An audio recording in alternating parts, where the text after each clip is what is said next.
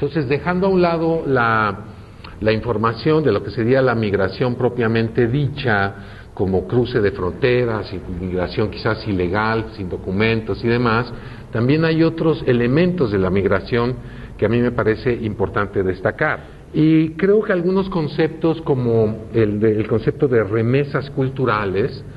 que es muy propio de nuestra región, o el concepto de lo translocal, que es ya hablar de intercambios entre localidades que están muy distantes unas de otras, son los cambios a los que yo he querido referirme a través de las curadurías. Y entonces esta comunicación de remesas es lo que me parece que está sucediendo también de alguna manera en el arte contemporáneo. Es un intercambio constante entre conocimientos que van de los antiguamente llamados centros de producción, los centros de distribución artístico y los márgenes de producción artística. Y parte de la exposición que yo llamé Fronteridad y que se presentó en la Universidad Politécnica de Valencia en España tenía que ver con estas ideas, con las ideas de intercambios de remesas culturales que corren diferentes distancias y que se van mezclando y se van superponiendo, creando nuevos híbridos artísticos. Este mapa se llama el Ecuador político. Anteriormente, el Ecuador político, el Ecuador geográfico estaría muchísimo más abajo, a la altura de lo que sería Brasil, el sur de África, Yakarta, el sur de la India y demás. Pero de acuerdo a este nuevo mapa que fue elaborado por un estudioso de la migración que se llama Teddy Cruz, que vive en San Diego, el nuevo Ecuador político está marcado por zonas donde se tocan mundos opuestos, donde se toca el norte con el sur, donde se tocan conflictos étnicos, religiosos y conflictos económicos. Del lado izquierdo vemos la primera ciudad, el primer punto de contacto entre primer y tercer mundo, que sería la frontera norte de México, particularmente la zona de Tijuana, San Diego y demás, donde se dan intercambios económicos, intercambios de droga, intercambios ilegales. De este lado tenemos sí el punto que ya todo el mundo conoce, que es la zona donde se enfrentan cristianismo y islamismo, y que ya es un enfrentamiento de civilizaciones, de religiones, que actualmente, bueno, lo hemos estado viendo, forma parte de nuestro entorno noticioso constantemente, porque ya no hay una forma de controlar ese enfrentamiento cada vez más radical. Y creo que nadie tiene ahorita una solución de qué es lo que va a pasar con este otro tema. Y finalmente, el otro punto conflictivo es Hong Kong, que es precisamente el punto donde se termina esa vieja historia colonial que marcó el siglo XIX y el siglo XX, y precisamente ese es el punto donde está ahorita girando el destino de toda la economía mundial en los próximos 20 o 30 años, porque esta zona va a superar ya en ingresos, producción, consumo, nivel de vida a Norteamérica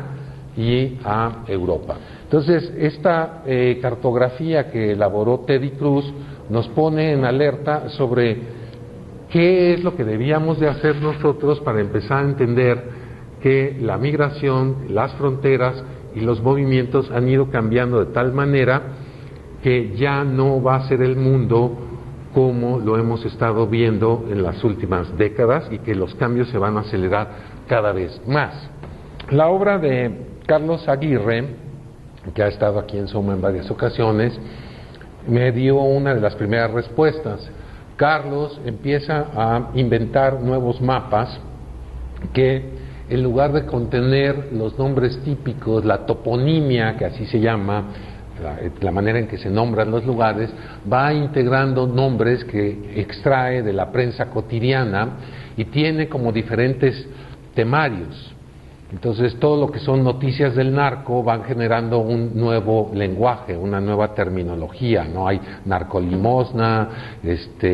narcosuicidio, etcétera, y van creando nuevos añadidos a nuestro lenguaje. O sea, nuestro lenguaje empieza también a migrarse y a contaminarse de esas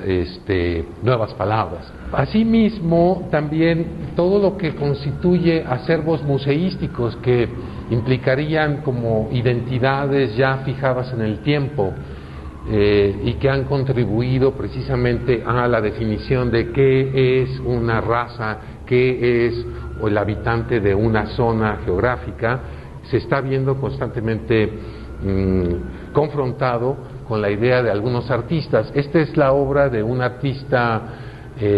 norteamericano que se llama Ken González, que vive en Los Ángeles y que ha dedicado toda su vida, su investigación, a fotografiar los bustos de yeso, de mármol, de madera, de cualquier material que se encuentran resguardados en importantes colecciones europeas y norteamericanas. Después de haber fotografiado alrededor de 15 o 20 acervos museísticos en el Louvre, en el British Museum, etcétera,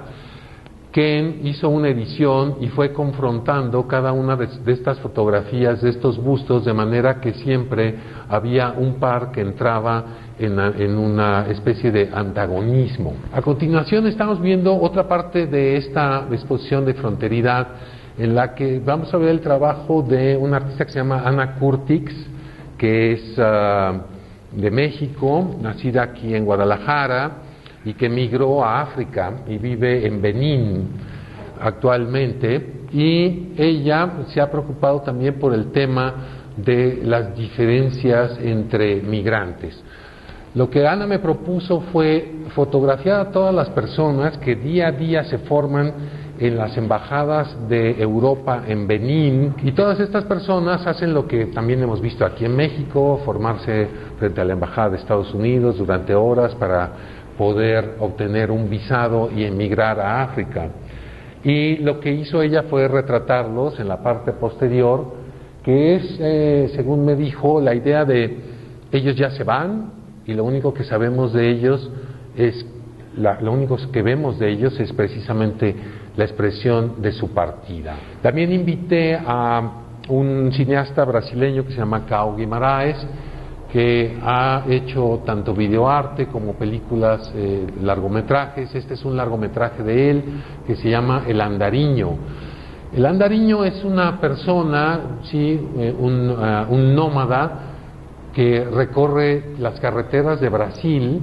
y que el artista Cao Guimarães va siguiendo con su cámara, siempre cargando, como todo migrante, su propia historia. Donde quiera que llega, despliega todas sus propiedades, las pone a secar, encuentra un baño para refrescarse y seguir la caminata. Son gente que no tiene un destino, son gente que no conoce una geografía, que no tiene ningún mapa y que constantemente están metidos en un diálogo interno